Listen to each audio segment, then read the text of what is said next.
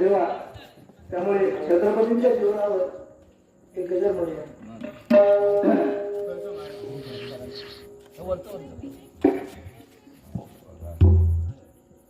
झालं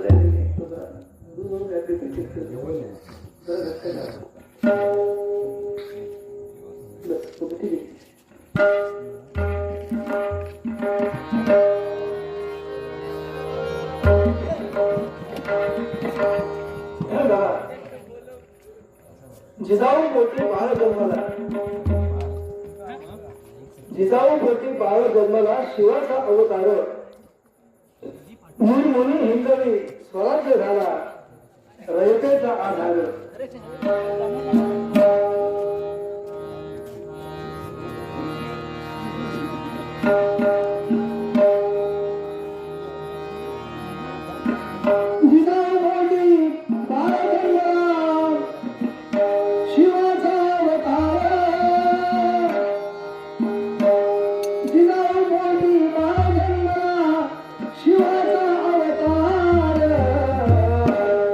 निर्मुनी कवी स्वराज्य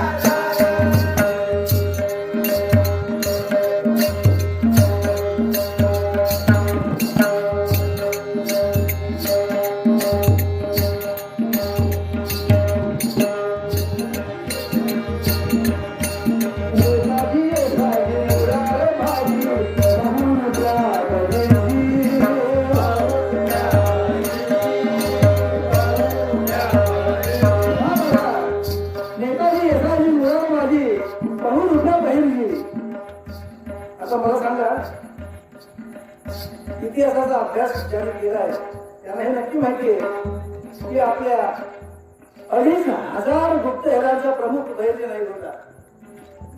त्याच्या हाताखाली 2,500 गुप्तहेर होते. मग आता जे आपण CID म्हणूया नाही का. आता बाजीप्रभू देशपांडे म्हणा, तानाजी मालुसरे म्हणा, मुरारबाजी देशपांडे म्हणा, नेताजी पालकर म्हणा, काही यशाजी म्हणा, असे अनेक मातबर सरदार यांची चरित्र आपण ऐकली वाचली. पण हा जो बहुरूप्या बहिर्जी होता हा राजांच्या या स्वराज्य संकल्पनेला फार मोठा आधार होता. लक्षात घ्या. कसं या बहिर्जीचा एक किस्सा तुम्हाला सांगतो. काय झालं बघा. मिर्झा आणि जयसिंगाशी तह केल्यानंतर राजाला औरंगजेबाकडे जायला भाग पडले. काय पर्याय नाही. आग्र्याला जाऊन भाग पडले. कपट करून औरंगजेबाने राजाला बंदिवान केलं. पण राजे मिर्झा राजा जयसिंगाशी झालेल्या तहाप्रमाणे आग्र्याला पोहोचायच्या अगोदर 1 ते 2 महिने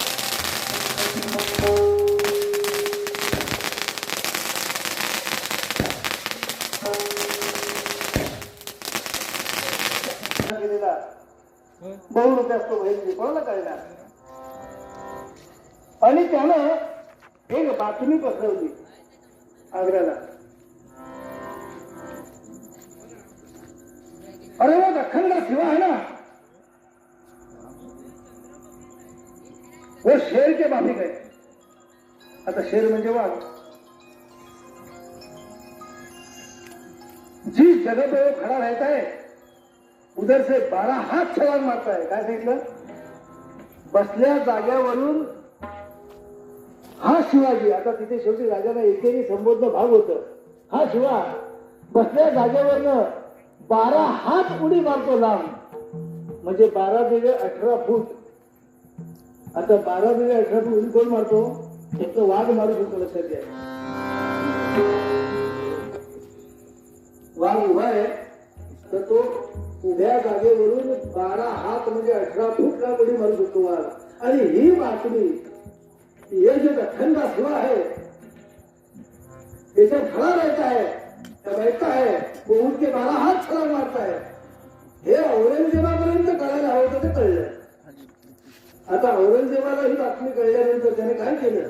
राजे ज्यावेळी दरबारामध्ये भेटायला येणार त्यावेळी त्याने 24 फूट उंच आपलं सिंहासन तयार करून घेतलं.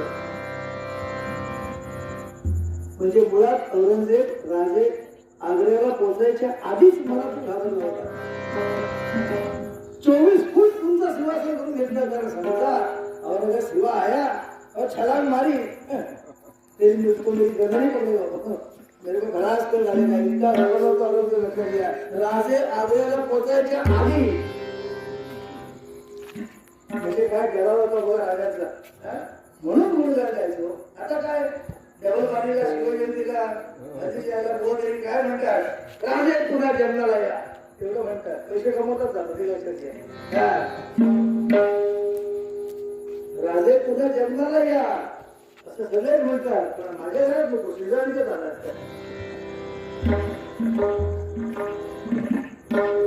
कोण म्हणतो बघा.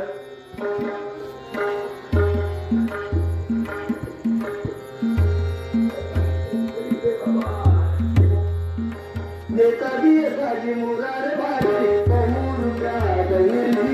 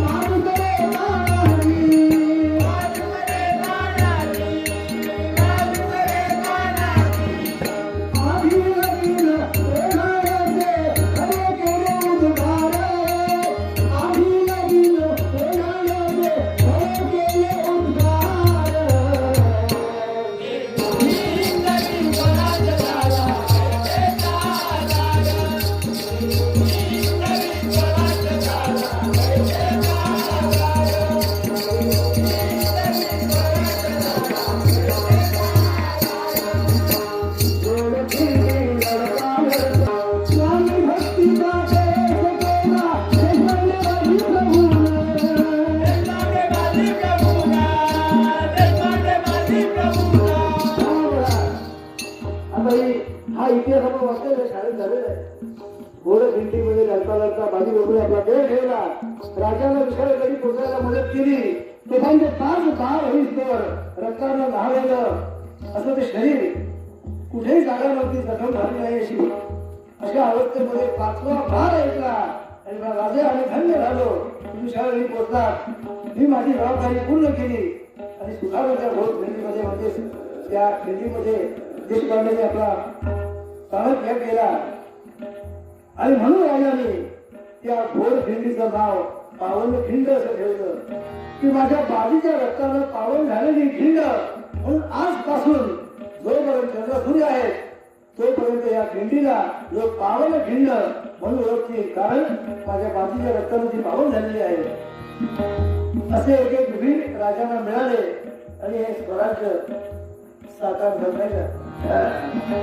आता बघा ही जबाबदारी असते, लोक जमले असते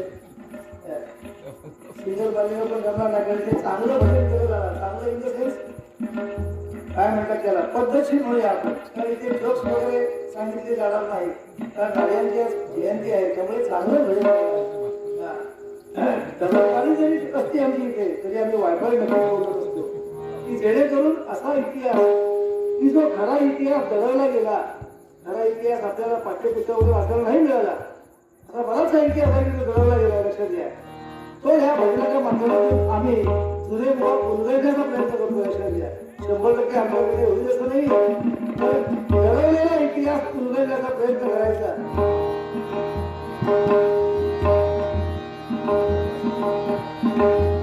गोड खिंडी लढता लढता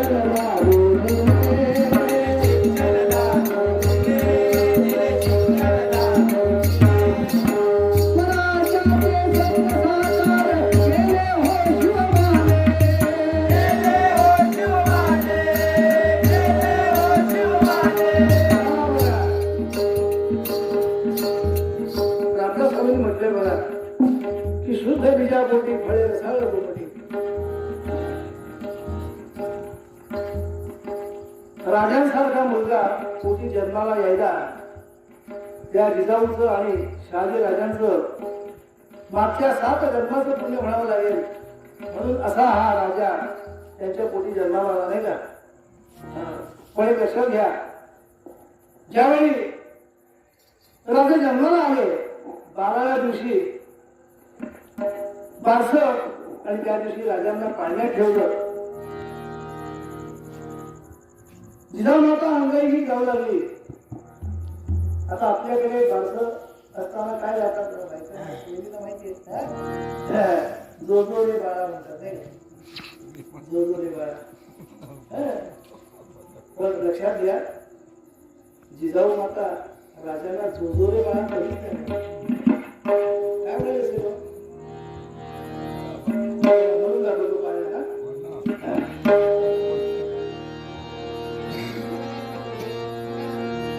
गुणी बाळता निज पुरे करी सखया, गुणी बाळता निज पुरे करी सखया. उठ रे उठ शिवराया, उठ रे उठ शिवराया, उठ रे उठ शिवराया. तू खेळ असा खेळ खेळ युद्धाचा, वीर श्री वीर रसाचा.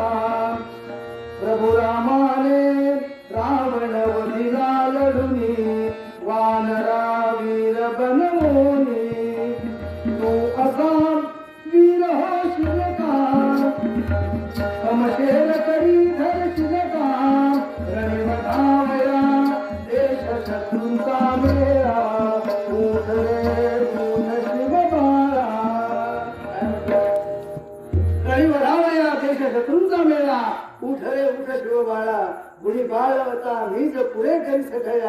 उठ रे उठ शिवराया. बाळकडून कसं पाहिलं होतं जिजाऊला. राजा घडलाच पाहिजे. कारण अफजल खानाने या शिवाजी महाराजांचे मोठे बंधू ज्याचं नाव होतं संभाजी, नंतर राजांना मुलगा झाल्यानंतर त्याचं नाव संभाजी ठेवलं आपल्या भावाचं नाव म्हणून. छत्रपतींना मोठा भाऊ होता, शहाजी राजांना मोठा मुलगा होता संभाजी, आणि त्याला अफजल खानानं कनकगिरीच्या लढाईमध्ये अफजल खानानं कप्तानं पाठीमागून त्याला घुसून मारलं होतं. एकाच सैन्यात होते तुम्ही, पण आदिलशहाच्या सांगण्यावरून संभाजीला मारायचा कनकगिरीच्या लढाईमध्ये या अफजल खानानं पाठीमागनं वार करून संभाजीला ठार मारलं होतं. आणि शहाजी राजांच्या काही खास सैनिकांनी मावळ्यांनी ही बातमी शहाजी राजांना दिली की तुमच्या मुलाला अफजल खानाने कप्ताने पाठीमागं वार करून मारलंय. आणि त्यावेळी ही बातमी शिवाजी महाराजांना कळली. त्यावेळी जिजाऊ आणि शिवाजी दोघांनी शपथ घेतली होती मातेने आणि मुलाने की अफजल खानाने माझ्या मोठ्या बंधूला कप्तानं मारलंय.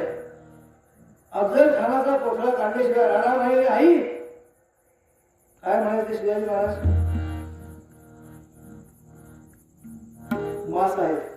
आईला म्हणायचे अफजल खानाचं शीर कापून तुमच्या चरणी ठेवीन आणि माझ्या मोठ्या भावाच्या वधाचा बदला घेईन. आणि ते खरं केलं. म्हणून राजांना मुजरा करायचं लक्षात घ्या. बोले त्याचा चाली त्याची वर्णवी पावले. संभाजी कावजीने शीर कापत होते अफजल खान भेटीमध्ये, आणि ते आणून दिलं. महाराजांनी आपल्या आईच्या चरणी ठेवलं. ते शीर लक्षात घ्या आणि सांगितलं आई मोठ्या भावाचा कप्ताने केलेला वध त्याचा बदला घेऊन अफजल खानाचं म्हणतो हे शीर कापून तुमच्या पायी ठेवलंय. पण बघा एवढा वध करून सुद्धा त्या अफजल खानाची कबर प्रतापगडावर कधी गेला तर तिथे मानलेली लक्षात घ्या करून सुद्धा त्या राजांचं धर्माशी वध नव्हतं. क्रूर अहिंसक वागणाऱ्या लोकांशी वैर होतं, धर्माशी वैर नव्हतं. लक्षात घ्या. म्हणून म्हणते बघा उपदेश केला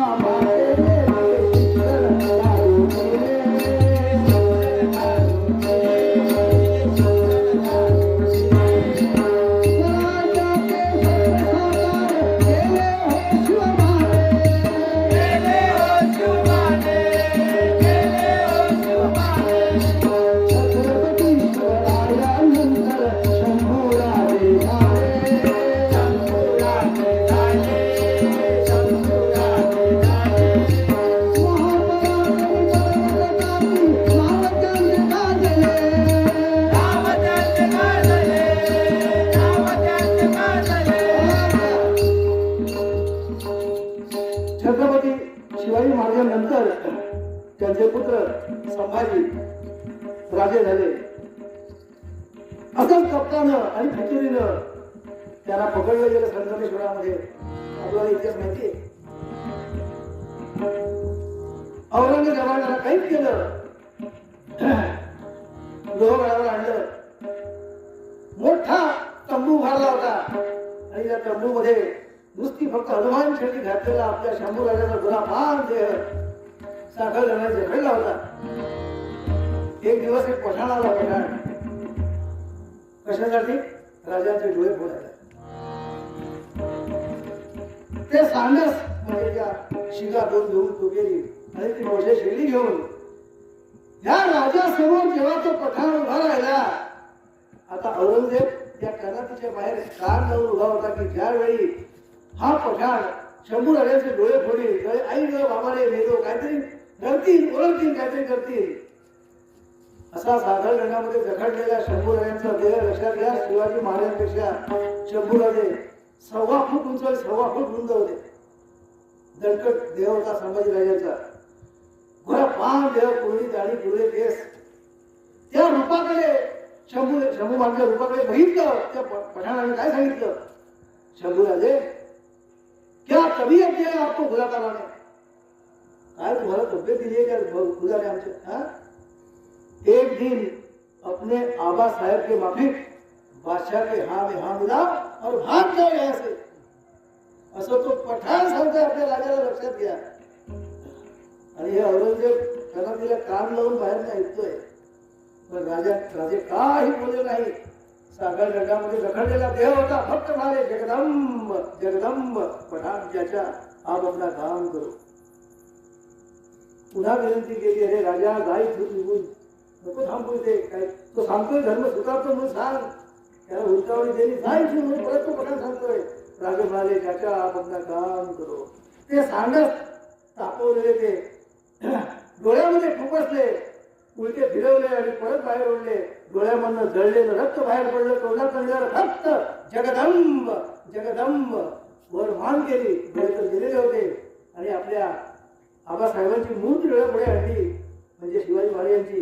आणि काय सांगितलं, आबासाहेब स्वराज्य कसं कमवावं, कसं मिळवावं, कसं निर्माण करावं हे आपण शिकवलं, कसं लढावं हे आपण शिकवलं, पण ह्या राज्यासाठी कसं मरावं हे शिकवण्याची जबाबदारी फक्त आता मला माझी आहे. आणि शेवटी राजाने मृत्यूला कवटाळलं, लक्षात घ्या. तुकडे तुकडे केले. पुण्याजवळ वडू कुटुंब नावाचं गाव आहे, त्या जंगलामध्ये राजाचे तुकडे तुकडे केले आणि वर वर्दी दिली की जर कोणी ते तुकडे शिवण्याचा किंवा एकत्र करण्याचा अग्नी देण्याचा प्रयत्न केला तर त्याला घरादारा सकट जाळून टाकू. त्यामुळे कोण पुढे येईना. पण एक जनाबाई नावाची पलटीन होती, पलटीन कपडे घालून लोकांचे बरी. ती गावच्या पाटलाकडे गेली रात्री 10-11 वाजल्यानंतर. त्याला सांगितलं, पाटील अरे आपल्या राजाने तुकडे झाले आणि आपण घरात बांगड्या हातात झाल्यासारखे बसलोय.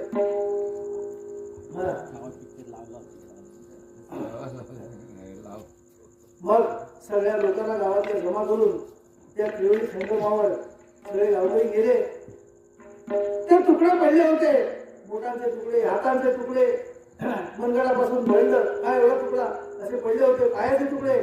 सगळे रात्री मशालींच्या उजेडात ते तुकडे शिवले आणि त्या राजाला तिथे त्यांच्या प्रेताला अग्नी दिला. आणि हे जे शिवणारे होते लोक, त्यांचं आडनाव होतं पाटील. पण त्यांनी राजांचं पुढे शिवलं आणि त्याला अग्नी संस्कार दिला. म्हणून तिथपासून आजपर्यंत या पुण्यामध्ये जे वरुण कुटुंब नावाचं गाव आहे, त्यात जे पाटील आहेत त्यांना शिवले पाटील अशी बदली आहे. राजांचं प्रेत शिवलं म्हणून शिवले पाटील. इतिहास माहिती पाहिजे नाही का थोडा तरी. त्यांच्या राज्यात जन्म म्हणून त्यांची माहितीच नाही. आता आपल्याकडे अशी परिस्थिती आहे, शाळेचं पुस्तक काढून बघा, राजांचा इतिहास फक्त 1-2 पॅरेग्राफ 4-5 ओळीमध्ये. आणि औरंगजेबाचं चरित्र फार मोठं, साहित्यकार कसा होता, फोटो छाती त्यांच्या पळाला धूम सोडून दिल्लीमध्ये. ही आपली परिस्थिती आहे. अर्थात काळात असणारे सगळे पुढे शाळेपण नाही, त्यामुळे आपण त्या बोलू शकत नाही. ठीक आहे. छत्रपती शिवराय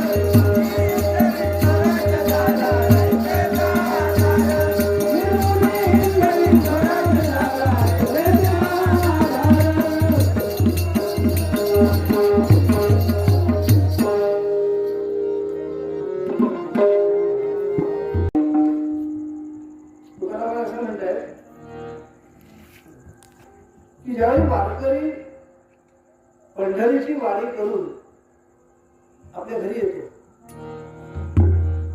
तर तो घरी आल्यानंतर आजूबाजूचे लोक, शेजार बाजारचे लोक, गावातले लोक, त्याच्या दर्शनाला त्याच्या घरी जातात.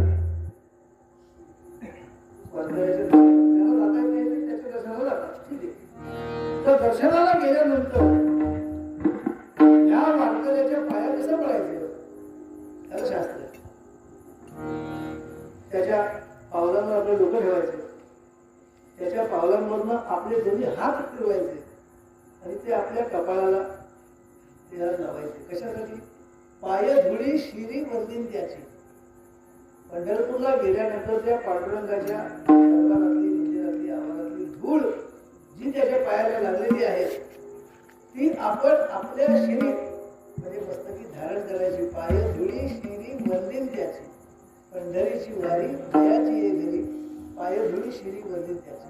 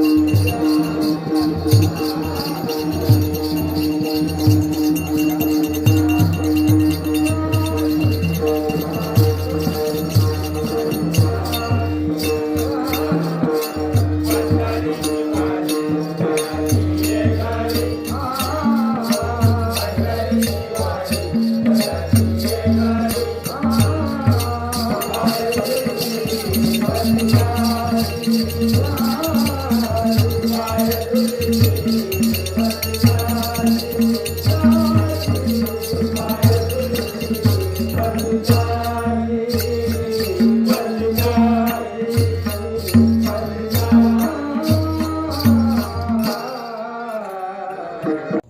तिने मनोमन ठरवलं होतं आणि त्याप्रमाणे ती वागत होती.